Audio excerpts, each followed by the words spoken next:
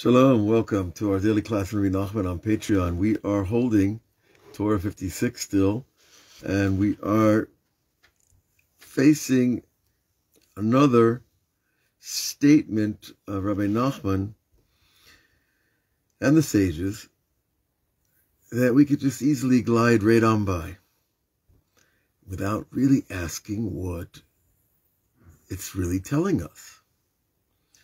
See, that's the nature of metaphysics, is that we can't hear everything all the time. There's just too much information out there. In our own lives, how much information does your life contain? Much less the people around you. How much information is contained in one computer, in one town, in one country? Well, Hashem contains all of that information. And it's too even great to think about, really. But on a daily basis, the Torah makes known to us information. The Torah announces things. Well, we don't hear, right? Most of us, most of the time. Sometimes we get it, something's going on. Something's coming down. Something's coming out of creation into our ears.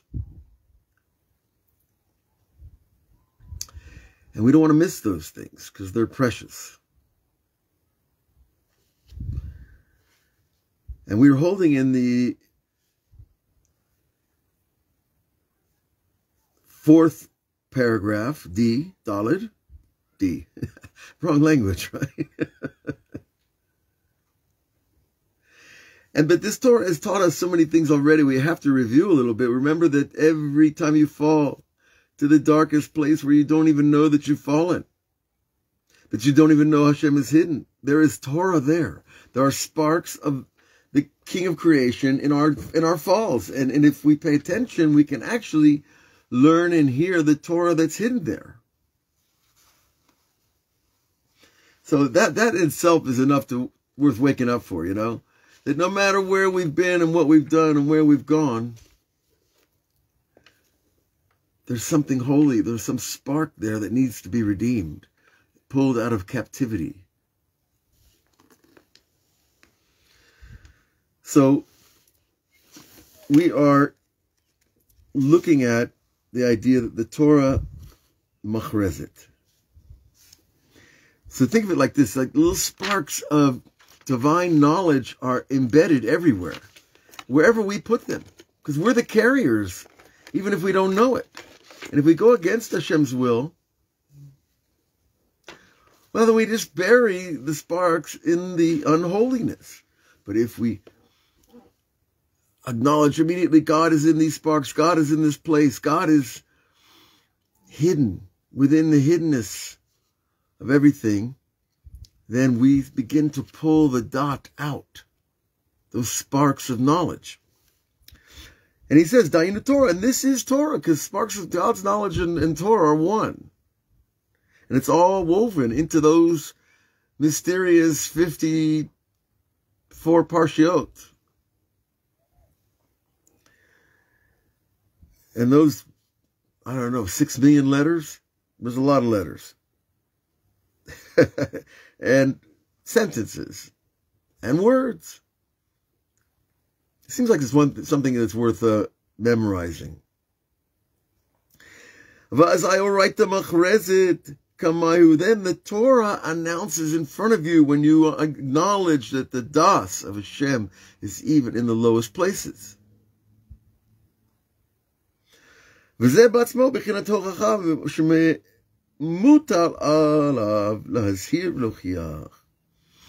And that itself is an aspect of this mitzvah we have to correct and to warn those that we love, those that we're close to, those that might hear it. Not everybody's going to hear us. And the first person that needs to hear it is ourselves, right? Because the idea is that when you pull the dot out of the dark place and it becomes a piece of some kind of Torah, it itself has this power to correct, to remind, to warn. to show us that we are not in the world that we think we are, that we are in the world of God's infinite knowledge. And through this correction, then he draws again this down, this idea of the length of days, the long face, the patience, the ease, into the kingship. Now, what's the kingship? The power of giving over. It's not just sitting on a throne with a crown on your head and a scepter in your arm. It's giving over, well, the guidance of the kingdom, which God is doing. And then, when you draw the length of days into the kingship, then the rabbanut, for all these rabbis, it won't bury you. Nobody wants to get buried before their time. Because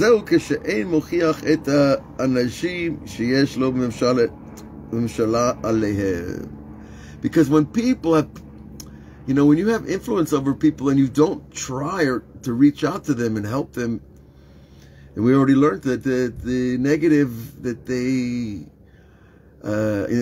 inspire above in the base din lamala, that the negative energy that they bring out bounces off the mirror of the base din and it comes back down to the people who could have done something. We are all arivim zelazeh. We are connected. We are signing for each other. Arev doesn't just mean connected. It means that I sign for you on your loan, you sign for me on my. It's responsibility. And it's dangerous to be a rabbi unless you're really out there doing the job the way that, well, the sages intended. Aval alidei esek Torah, but through learning the Torah, as we've been speaking about, so we bring back this length of days, this knowledge, and you bring awareness. Until the Torah announces in front of you what it wants you to do. And it will bring forth the correction and the rebuke, if you will. It's only rebuke if you take it that way. You get to frame it the way you wish. It's rebuke if you don't want it or it hurts, okay? It's correction of someone who loves you when you take it the right way. And the Torah announces in front of him. And then a person has fulfilled his obligation of being part of God's team to help other people find the right path. Then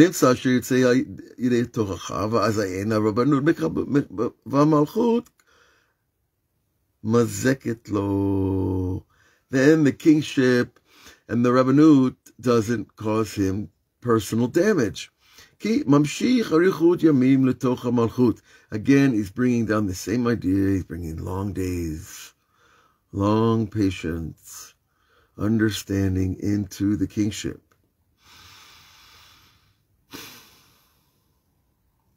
It's like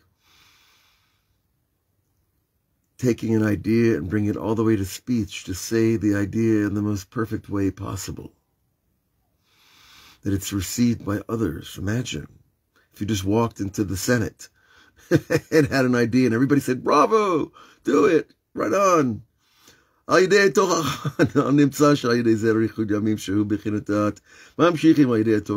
Torah that you bring down, that bring down the das, bring down the length of days, that sweetens this need and this important idea of correction.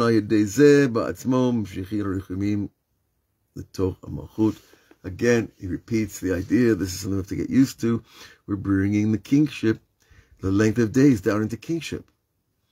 Because if a country has enemies, who do they go after? The little guys? No, they go after the big guys, and that goes true with spiritual enemies as well.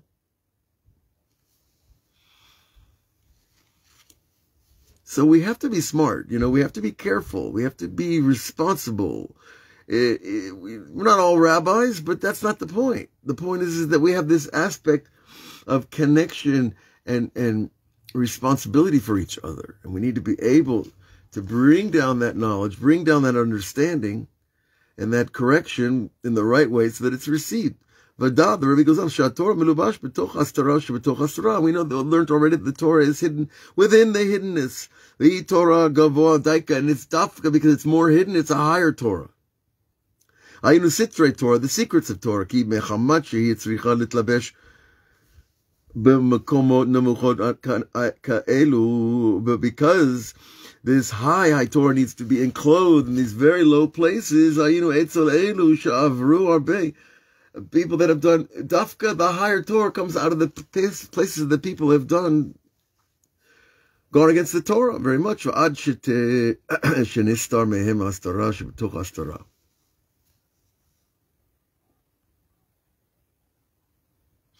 And if not, then what happens is that the people, if they don't get that high Torah, they're going to not even know that they're hidden, that God is hidden, or care, for that matter. Okay, and Hashem Yisbarach machshavot lebli lalbish sham pishete Torah. Therefore, Hashem, what does He do? He thinks thoughts of Torah that are not necessarily connected to the simple interpretations that we all know, that we've all been taught since whenever we began with Torah. Is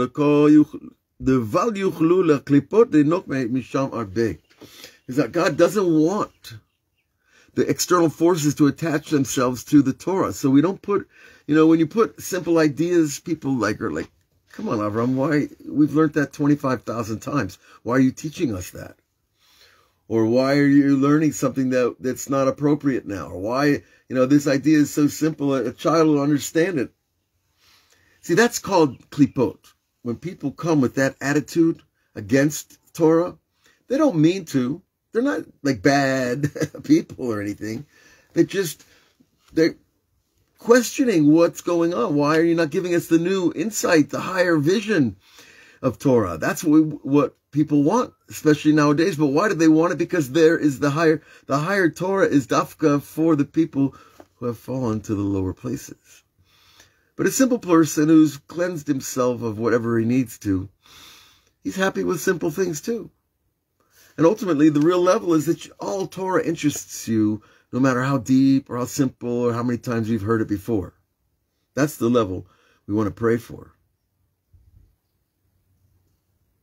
But we don't want the klipot, these negative forces, to attack the Torah. So Hashem, He puts the highest Torah in the lowest places, in the hidden places. And if there is this attachment on the other side, there's going to be a great defect, either in people's thoughts or in their communication. Oh, therefore, in those lower places, Hashem puts the highest teachings. That's why you can walk into a low place and hearing people having very high conversations. And you can walk into a high place like a Beit Knesset or a house of learning, a Beit Midrash, and people are talking about things that you can't even imagine that they're talking about, what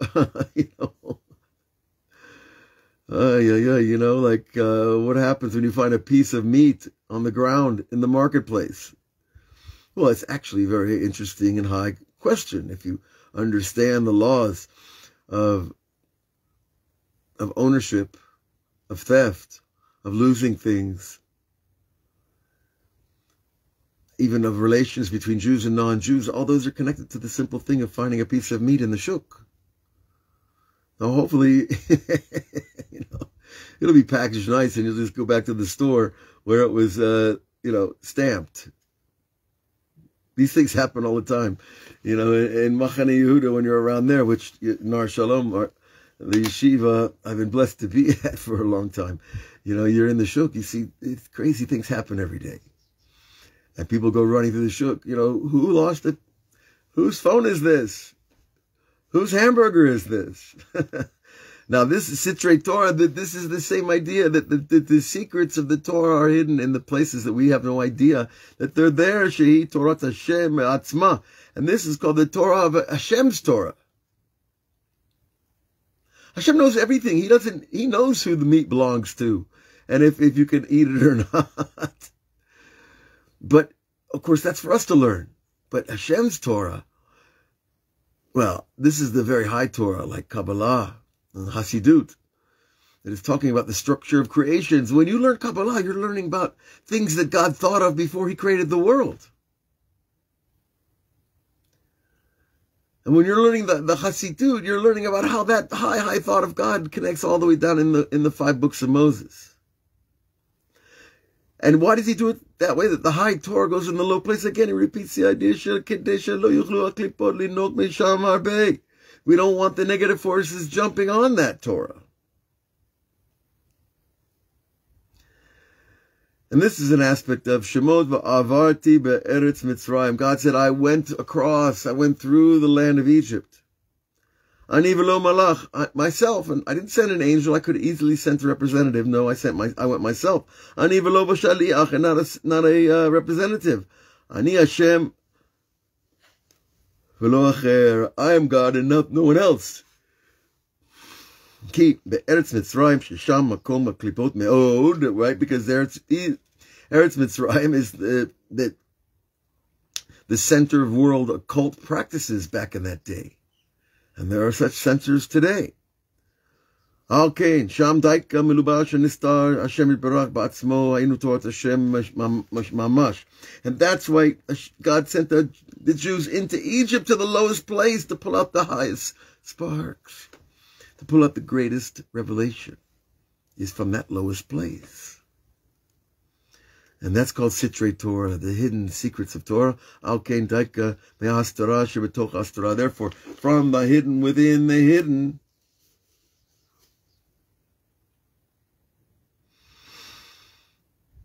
Throughout, from the hidden to hidden, we have Torah Hashem Mamash, and we have Choser Me'apecha Ledat, and then we take those sparks that were thrown down in the dust of Egypt and make them knowledge of Hashem. And that knowledge, Na'aseh Mimenu Daika Torah Hashem, and this mamash becomes God's Torah. Kisham Nistar Hashem Yitbarach. But God is hidden there in the secrets that have not yet been revealed. Now, nowadays, with this world of technology and communication, you think that everything's been revealed, but you see, it's not true. When we grew up, we had a certain amount of knowledge and science that we gathered in junior high, high school, college, graduate school, but it's changing, and knowledge is growing so fast that what we used to know is like it's almost unnecessary, because there's new things coming out all the time on every level of knowledge. And the Rebbe of Lubavitch said, in the end of days, we'll learn Kabbalah from science, from the physical sciences. We'll learn the structures, more of God's secrets of the structures of the world. So I have a short book on that hopefully will come out someday, If anybody is interested in helping with these things, it'd be great. I have to pay editors and, book producers, but it's okay. It's all coming. Everything in its time and place. But I want to bless you all. Today is Wednesday here in Eretz Israel. So I want to bless you all with a great day and a preparation for Shabbat in your mind and your heart, with your wallet, and start to connect to Shabbat today. By the time Shabbat gets here, you'll have a different Shabbat. God bless you all.